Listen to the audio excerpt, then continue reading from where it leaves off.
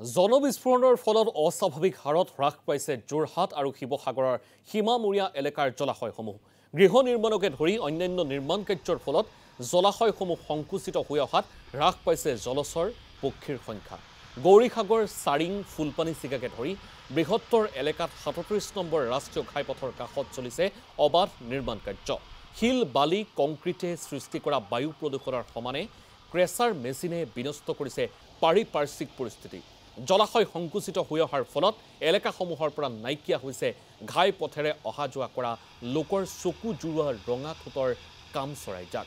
জলাশয়সমূহত সততে বিচৰণ কৰা কামচৰাইৰ সংখ্যা সীমিত হৈ পৰাত উদ্বিগ্ন হৈছে এতিয়া প্ৰকৃতিপ্ৰেমী।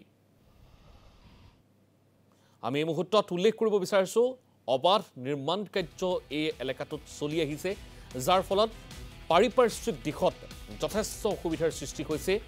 যি ধৰণৰ আচলতে সেউজীয়া প্ৰকৃতি, সেই প্ৰকৃতিত বৰ্তমান সময়ছোৱাত এক প্ৰকাৰ হাতোৰা লাগিছে একাংশ বনিয়াৰ, যাৰ পৰিপ্ৰেক্ষিতত এতিয়া ধুনীয়া সেউজী এতিয়া নাইকিয়া হৈ পৰিছে।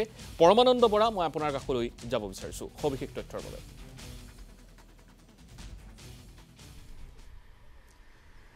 নিশ্চিতভাৱে চাওক, কামচৰাই ৰঙা ফুট তাতে দিলে সেন্দুৰ ফুট। বিখ্যাত কবিৰ গীতত স্থান পোৱা এই কামচৰাই কিন্তু এতিয়া বিলুপ্তিৰ পথত। আৰু এই মুহূৰ্তত আমি উপস্থিত আছোঁ শিৱসাগৰৰ গৌৰীসাগৰৰ হাতীঘুলিত। যি হাতীঘুলিৰ যি জলাশয় আছে, সেই জলাশয়সমূহ বিখ্যাত কামচৰাইৰ বাবে। ইতিমধ্যে পথৰ কাষতে থকা এই জলাশয়বোৰত 12 মাহে দেখিবলৈ পোৱা যায় কামচৰাই, কিন্তু ক্ৰমান্বয়ে এই জলাশয়বিলাক সংকুচিত হৈ আহিছে, জলাশয়বিলাক ক্ৰমান্বয়ে বেদখল হৈ আহিছে, যাৰ বাবে এতিয়া কামচৰাই ফুৰিব পৰা বা কামচৰাই পৰিব পৰা স্থান খুব কমি গৈছে। মোৰ সতীৰ্থ ভিডিঅ' জাৰ্নেলিষ্ট পৰাগে মুহূৰ্তত দেখুৱাব যে কেনেধৰণে এই বিলসমূহত, যি হাতীগুলিৰ যিসমূহ বিল আছে, বিলসমূহত 12 মাহে এনেধৰণে কামচৰাই পৰি থাকে, কিন্তু এই যিসমূহ জলাশয় আছে, এই জলাশয়সমূহ সংকুচিত হৈ অহাত বিভিন্নজনে ঘৰ বনাইছে বা বিভিন্নজনে ইয়াত মাটি পেলাই ঘৰ বনাব চেষ্টা কৰিছে, পথ নিৰ্মাণ কৰিছে, আৰু যাৰ বাবে দেখা পোৱা গৈছে যে ক্ৰমান্বয়ে এই যি হাতীগুলি বিখ্যাত যিসমূহ জলাশয় আছে, কামচৰাইৰ বাবে বিখ্যাত জলাশয়সমূহ ক্ৰমান্বয়ে বিলুপ্তি পাবলৈ ধৰিছে। আৰু আমি যি তথ্য লাভ কৰিছোঁ যে এছিয়াৰ বিভিন্ন দেশসমূহৰ ভিতৰত আটাইতকৈ বেছি পায় কামচৰাই অসমৰ বিভিন্ন স্থানত বেছি পোৱা যায়, তাৰে ভিতৰত বেছিকৈ কামচৰাই দেখিবলৈ পোৱা যায় গৌৰীসাগৰৰ এই হাতীগুলিত। কিন্তু হাতীগুলিৰ এতিয়া এই অৱস্থা। মই যিটো স্থানত উপস্থিত আছোঁ, ইয়াতো দেখা পোৱা গৈছে যে কেনেধৰণে ইয়াত মাটি পেলাই ঘৰ বনাবলৈ চেষ্টা কৰিছে বা ইয়াত পথ নিৰ্মাণ কৰা হৈছে। তেনেধৰণে যদি কৰি যায় তেনেহ'লে সংকুচিত হৈ আহিব। আৰু সকলো এটা দায়িত্ব যে কামচৰাই বসতি হ'বৰ বাবে জলাশয়সমূহ থাকিব লাগে। চৰকাৰৰ এটা দায়িত্ব আছে যে জলাশয়সমূহ সংৰক্ষিত কৰিব লাগে। ইয়াৰ বিভিন্ন স্থানীয় যিসকল লোক আছে, তেওঁলোক আমাৰ লগত উপস্থিত আছে। আমি কথা পাতিব বিচাৰিম যে অতি এটা মনোমোহা দৃশ্য, অতি নান্দনিক দৃশ্য আমি দেখা পাইছোঁ। জলাশয়সমূহত অতি আনন্দত তেওঁলোকে এইসমূহ কেলি কৰি আছে এই কামচৰাইসমূহে, কিন্তু ক্ৰমান্বয়ে দেখা পাইছোঁ ইয়াত ঘৰ বনিছে বা মাটি বেদখল হৈছে, জলাশয়সমূহ সংকুচিত হৈ আহিছে। এনেধৰণে থাকিলে কামচৰাইটো নাইকিয়া হৈ যাব। নিশ্চিতভাৱে হয়। আপুনি জানে যে অসমৰ চহকী লোককৃষ্টি বিয়ানামত এষাৰ কথা আছে, কামচৰাই ৰঙাঠোঁট দেউতা ঐ দূৰলৈ নিদিবি মোক।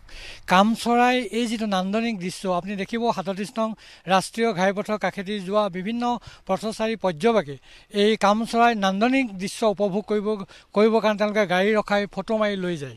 ঐতিহাসিক শিৱসাগৰ জিলাৰ মৰাবজাৰ মৌজাৰ অন্তৰ্গত ফুকনফদিয়া, হাতীঘুলি আৰু শিঙি বিলত এই যি দৃষ্টিনন্দন দৃশ্য আমি দেখি আহিছোঁ। আমি ল'ৰালি কালৰ পৰাই কামচৰাই এই দৃশ্য দেখি আহিছোঁ।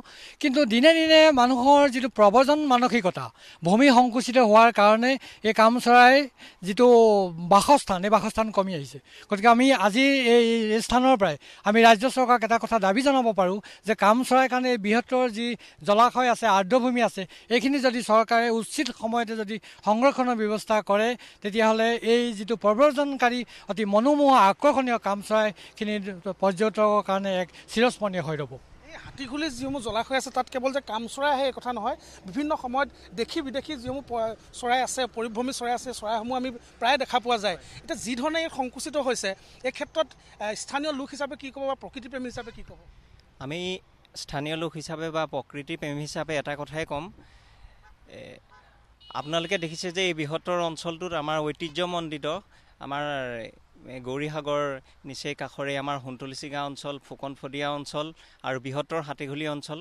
আজি বহুদিনৰ পৰাই কামচৰাই ইয়াত বসতি লৈছে আৰু এতিয়া আপোনালোকে যিমান দেখা পাইছে বাৰিষা কালত ইয়াতকৈ আৰু অধিক দেখা পাব আমাৰ ধান খেতি আৰম্ভ কৰাৰ লগে লগে আৰু কাম চৰাই ইয়াত প্ৰব্ৰজন ঘটে আৰু ইয়াত যথেষ্ট বংশ বিস্তাৰো কৰিছে দিনক দিনে কাম চৰাইৰ সংখ্যা বাঢ়ি গৈছে আমাৰ এই ঘাই পথেদি গৈ থাকোঁতে আমি প্ৰায়ে লক্ষ্য কৰোঁ গাড়ীৰ পৰা নামি তেওঁলোকে ইয়াৰ যিটো নৈসৰ্গিক সৌন্দৰ্য সেইটো উপভোগ কৰে আৰু খুব ধুনীয়াকৈ একপি ফটো তুলি লৈ যায় কাম চৰাই আমাৰ যি প্ৰাণী জগতৰ যি বিচিত্ৰতা ৰক্ষা কৰি আহিছে পক্ষীকুলে সৌন্দৰ্য বা শোভাবৰ্ধন কৰিছে তাৰ ভিতৰত কাম চৰাই যিটো আমাৰ শোভাবৰ্ধন বা ইয়াৰ যিটো বিচিত্ৰতা সেইটো সঁচাই আমি লেখত ল'বলগীয়া অতি ভয়াৱহভাৱে সংকুচিত হৈছে যিহেতুকে আমাৰ ইয়াত খেতি পথাৰৰ উপযোগী এখন পথাৰ ইয়াত যথেষ্ট ধান খেতি উৎপাদন হয় আৰু এতিয়া আমাৰ লাহে লাহে এই ভূমিবিলাক